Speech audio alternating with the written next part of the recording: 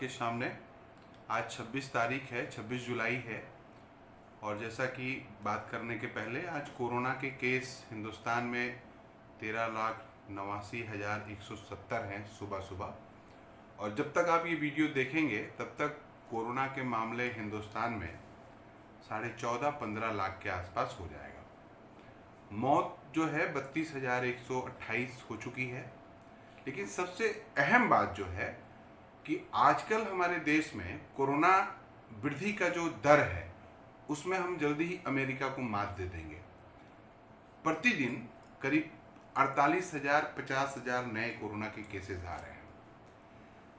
और ये तब हो रहा है जब जांचें उसी तरह से हो रही हैं। जो लोग बीमार हैं हॉस्पिटल चले जा रहे हैं उनकी जांच हो जा रही है, जो लोग दूर दराज से आए हैं उनकी जांच हो जा रही है। मतलब इरेगुलर जांच में ये हालात है। तो हम आप मान सकते हैं कि अगर रेगुलर जांच हो और जैसा कि बात हो रही है डोर टू डोर जांच हो तो हम आंकड़े में अमेरिका को भी पीछे छोड़ चुके हैं।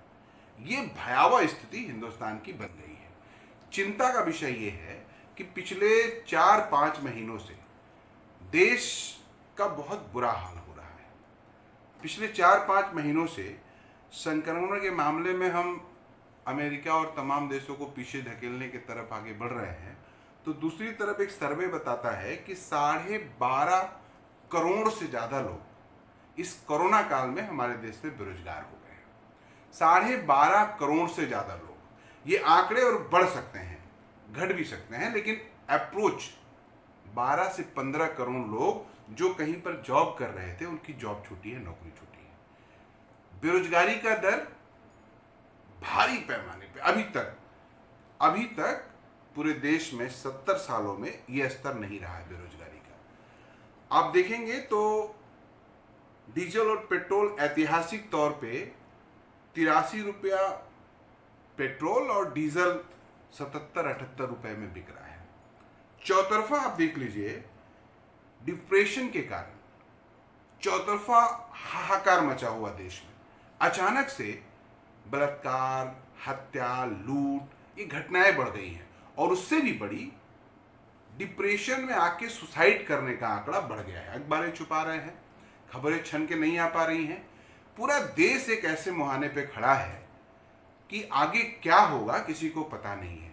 पूरी दुनिया में जब कोरोना पीछे की तरफ जा रहा है, लोग कोरोना पे काबू पा रहे हैं, हमारे यहाँ बढ़ रहा है। और कोरोना के साथ साथ ये तमाम साइड इफेक्ट उसके सामने आ रहे हैं। तब हम इस बात को इसलिए कह रहे हैं कि जिनकी जिम्मेदारी है इससे निपटने की, आवाम की जिम्मेदारी क्या है? लोग लॉकडाउन है, घर में बंद है, सरकार जो जो कह रही है लोग कर रहे हैं। लोग थाली भी बजा चुके हैं, लोग ताली भी बजा चुके हैं, लोग टॉर्च भी दिखा चुके हैं। अब लेकिन सरकार इससे निपटने के लिए क्या कर रही है? मेरे दोस्त, ये चिंता का विषय है।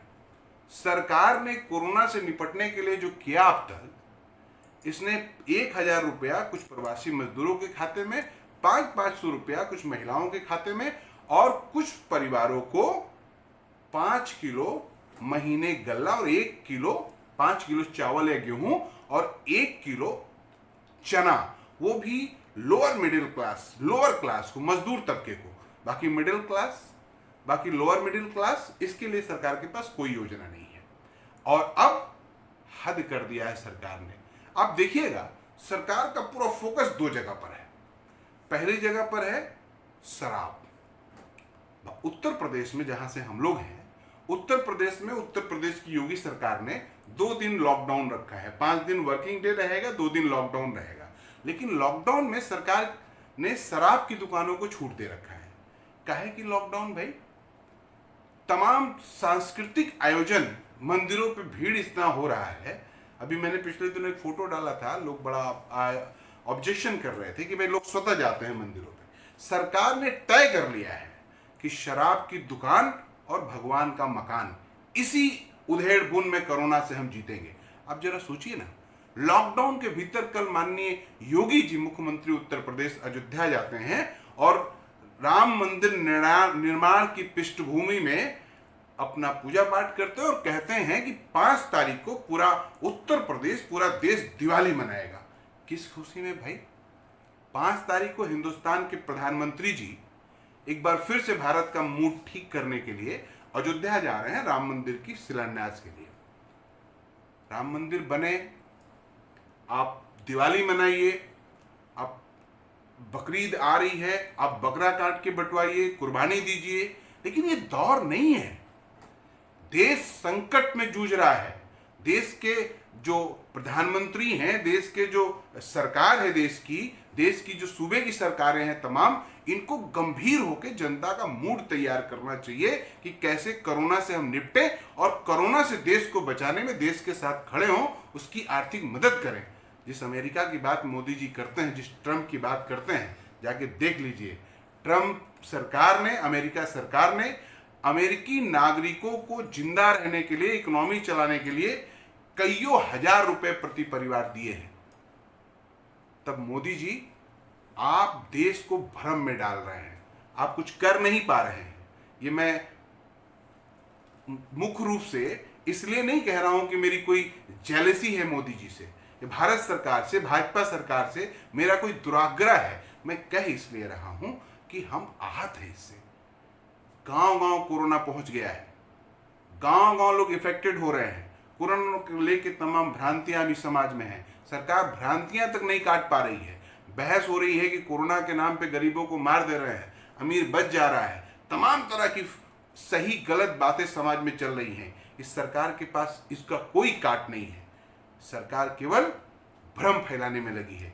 इसलिए मेरे दोस्त, सजग हो जाइए, अपना दिमाग लगाइए, सरकारी चश्मे से मत देखिए, अपने आप को सुरक्षित रखिए और देश को बचाने में अपना योगदान दीजिए। भारतीय जनता पार्टी चुनाव में लगी है, सरकारों को गिराने में लगी है, अपनी सरकार बनाने में लगी है, बिहार बंगाल चुनाव में लगी है, पूरे देश में भारतीय जनता पार्टी कैसे पैर पसारे इसमें लगी है। हिंदुस्तान की आम आवाम जिए या मर जाए, इससे उसको लेना देना नहीं है।